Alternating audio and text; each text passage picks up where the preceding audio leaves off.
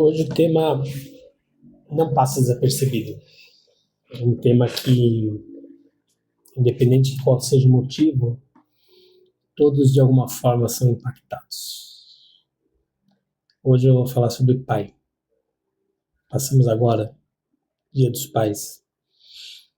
E eu acho que vale aqui essa reflexão com relação ao pai. Acho que eu vou passar limpo, junto com vocês, a minha relação com meu pai. Meu pai, o Carlão, o Antônio Carlos, ele era um cara incrível. Era um cara bem-humorado, amigo de todo mundo, por onde passava, fazia a alegria das pessoas, brincava. Enfim, era uma pessoa agradável, autodidata. Ele, na carreira dele, ele aprendeu sozinho a desenhar, a fazer. Ele era um designer de interiores, né? Que hoje você tem computador, AutoCAD, né? Você pega a peça, coloca aqui, coloca lá, faz um render, tá tudo pronto. Ele ia fazer isso na mão, com papel manteiga, papel vegetal, aquelas papéis grandes, né? Na prancheta, ele ia desenhando e você fazia em 3D, desenho na mão, na lapiseira. Era um dos melhores profissionais que existiam na época, só que ele nunca se valorizou. As arquitetas colocavam o nome delas nos desenhos dele, porque ele nunca se deu valor, nunca se deu respeito. E parte disso talvez tenha sido pela criação que ele teve. E meu pai, ele era tipo ele com alcoolismo, fumava. Era uma outra época em que isso era até normal. O fato é que o meu pai, ele foi vítima do pai dele, do meu avô. Meu pai foi atropelado uma vez, quando ele já era jovem. Eu acho que já tinha passado até dos 18 anos, mas enfim, tinha uma regra que tinha que chegar em casa às 10 horas da noite, senão a porta era fechada, só abria no dia seguinte. Meu pai foi atropelado. Ele voltou enfaixado, engessado, às 10h35. E a minha avó não pôde abrir a porta. E meu pai falava, eu fui atropelado. E meu avô não deixou que abrisse a porta. Ele teve que dormir na soleira da porta até o dia seguinte, quando abriu-se a porta, e aí ele pôde entrar. Como é que uma pessoa que passa por isso pode ser normal?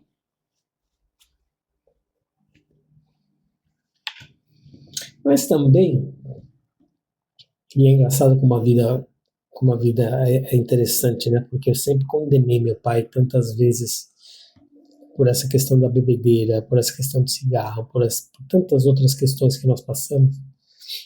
E eu condenei meu avô, e eu critiquei meu avô e tudo mais, e hoje eu consigo enxergar que meu avô também era uma vítima, porque meu bisavô jogava e ele ia perdendo todo o dinheiro que ele tinha e ele ia largando os filhos para os outros criarem, porque ele não tinha condições financeiras, já que ele perdia todo o dinheiro. Olha que loucura. Como é que o meu avô poderia ser normal? E vai saber o que aconteceu com meu tataravô, por meu bisavô ser assim? O fato é que numa escala a Matrix foi se repetindo, se repetindo, se repetindo, até que chegou no meu pai e houve uma melhora significativa, não ao ponto que deveria ser correto, mas houve uma melhora. Meu pai nunca me agrediu fisicamente, enfim. E com certeza, se eu fosse atropelado, eu poderia entrar em casa. Mas o fato é que quando chegou a minha vez e eu tive a consciência de que era, né, que tinha que se evoluir, e eu tomava como exemplo tudo que tinha acontecido, e eu falava, não, com meus filhos não vai acontecer isso. Né? Então, se eu não fumei e eu não bebo, é porque meu pai bebeu e fumou. E se meu pai bebeu e fumou, era porque meu avô não bebia e não fumava. Ele tinha que ser o contrário. E eu tive que ser o contrário do meu pai. Então é muito interessante como a vida vai percorrendo a sua trajetória, né? E, graças a Deus, meus filhos não bebem e não fumam. Pelo menos acho, né? Meu caçula eu tenho certeza que não. O maior talvez tenha bebido, fumado, mas está escondido. O fato é que eu tive um pai ausente. Não fisicamente, mas sentimentalmente, de alma. Mas eu guardo boas recordações. Eu lembro que ele me ensinou que era direita e que era esquerda. Mas ele tinha muita instabilidade, ele era muito instável, né? E isso me pegava muito mal. E ele tinha muitos problemas com a minha mãe, enfim. E aí você toma as dores de um lado, do outro, enfim. O fato é que ele terminou a vida dele e praticamente não falava com ele. Ele conheceu meu filho, maior, mas não conheceu o meu filho caçula, mesmo ele estando vivo na época, porque eu o afastei. Eu achei que era melhor, porque talvez ele não fosse um bom exemplo. Talvez não fosse mesmo. Mas hoje, aos 51, eu enxergo que talvez eu não tenha sido um bom filho também. Porque eu não me lembro de ter falado nunca para meu pai com força, não beba, não fume, respeite as pessoas que estão ao seu redor, conviva com seus netos de forma saudável. As pessoas são as melhores versões que podem ser. Meu pai foi a melhor versão que ele pode ser. Eu sou a melhor versão que eu posso ser. Meu avô foi a versão que ele pode ser. O fato é que durante muitas décadas a falta do meu pai, a falta sentimental do meu pai me fez muito mal. Ele terminou a vida dele e eu praticamente não falava com ele. Tinha meus motivos, mas o fato é que talvez hoje, com a consciência que eu tenho, talvez fosse um pouco diferente. Talvez eu tivesse um pouco mais de empatia, um pouco mais de tolerância, um pouco mais de tentativa de ajudar, talvez. O fato é que tem uma música do Fábio Júnior que sempre desaba, né?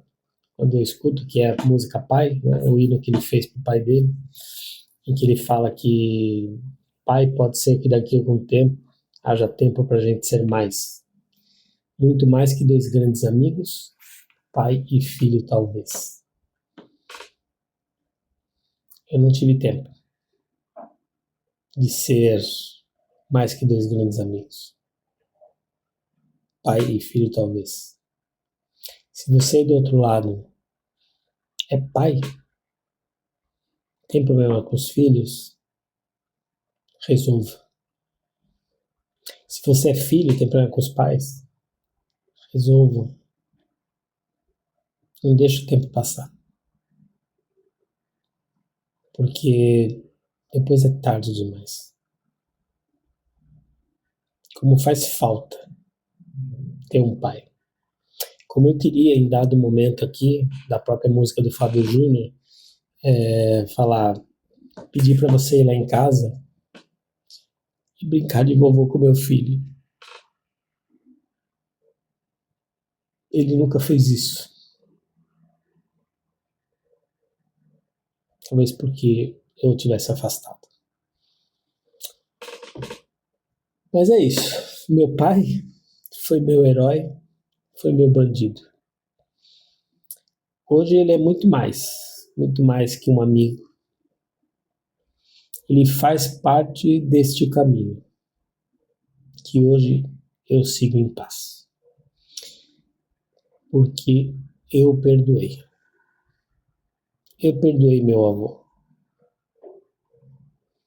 E aonde ele estiver, que ele possa me perdoar e possa seguir em paz. E bora refletir.